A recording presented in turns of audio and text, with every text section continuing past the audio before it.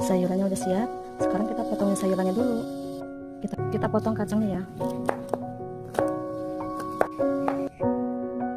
Kita pisahin batang kangkung sama daunnya ya.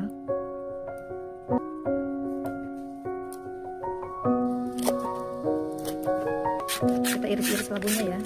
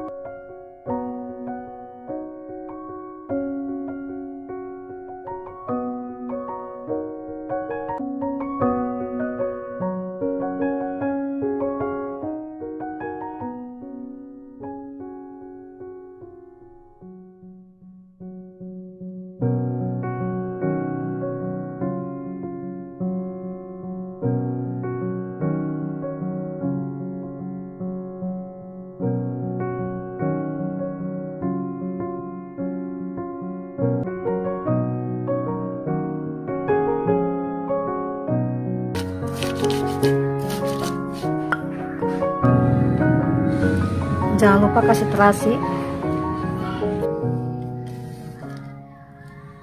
kasih garam,